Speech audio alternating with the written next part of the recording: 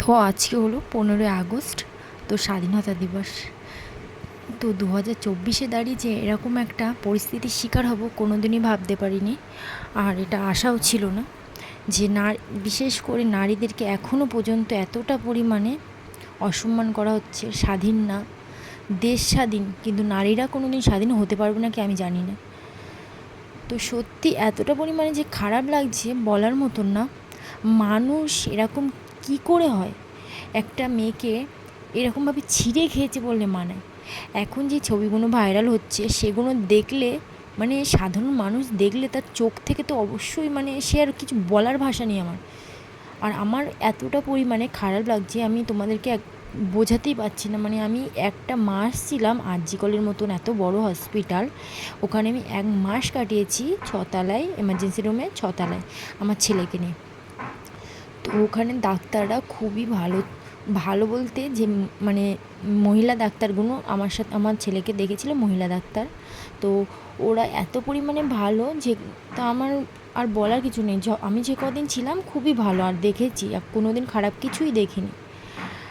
আর আজকে যে পরিস্থিতি এসে মানে যা দেখছি সেটা মানে আর বলার মতন নয়। তার ভিতরেও যে এত ভালো ডাক্তারের ভিতরে যে কিছু পশু থাকতো আমি ভাবতে পারছি না। মানে পশুর থেকেও খারাপ। তোদের পছন্দ না, ও জেনে গিয়েছিল তো ওকে সাসপেন্ড করে দে বা বের করে দে, মা বাবার কাছে পাঠিয়ে দে, যার বাচ্চা তার কাছে কোলে ফিরিয়ে দে। এরকমভাবে মারার দরকার কী ছিল? একটা মৃত মানুষকে মানে তাও ছাড়িস নি, মৃত মানুষকেও আবার রেপ করা হয়েছে। মানে আমি আর বলে বোঝাতে পারছি না। আমরা সবসময়ের জন্য ভাবি ডাক্তাররা হলো ভগবান, ডাক্তারদের সবসময় ভগবানই মনে করি। সেখানে আমরা ডাক্তারদেরকে আমি আর ভরসাই করতে পারছি না, এরকম একটা পরিস্থিতি দাঁড়িয়েছে। ডাক্তার হয়ে আর একজন ডাক্তারকে কি করে মারে? আমরা এখন কোথায় যাব সাধারণ মানুষরা? আমাদের তো গাদা গাদা টাকা নেই যে নার্সিংহোমে গেলাম, আমাদের তো যেতে হবে সেই হসপিটালেই।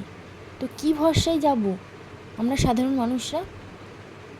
আর শাস্তি এখনও পর্যন্ত পায়নি, এই 2 সপ্তাহ বেশি হয়ে যাচ্ছে মনে হয়। তো শাস্তি পাওয়ার কোনো নেই। তাদের মতন মানে অপরাধী অপরাধ করে কী সুন্দর ঘুরে বেড়াচ্ছে, ছুটিতে আছে আবার অপরাধী, এর কোনো শাস্তি হবে না। মাননীয় মুখ্যমন্ত্রী যে কী করছে আমি বুঝে মানে প্রকাশ করতে পারছি না। শাস্তি কেন হচ্ছে না? এত প্রমাণ হাতে, এত কিছু দেখার পরেও সে বুঝতে পারছে না কে অপরাধী কে? সাধারণ মানুষ বুঝতে পারছে? আরে ওদেরকে পাবলিকের হাতে তুলে দেওয়া হোক। ওতে থানায় দিয়ে কিছু মানে ফাঁসিতেও কিছু হবে না, ওদেরকে পাবলিকের হাতে তুলে দেওয়া হোক, এটাই চাই। যেমন কুকুরদের মতো ছিঁড়েছে ওদেরকেও কুকুরদের মতো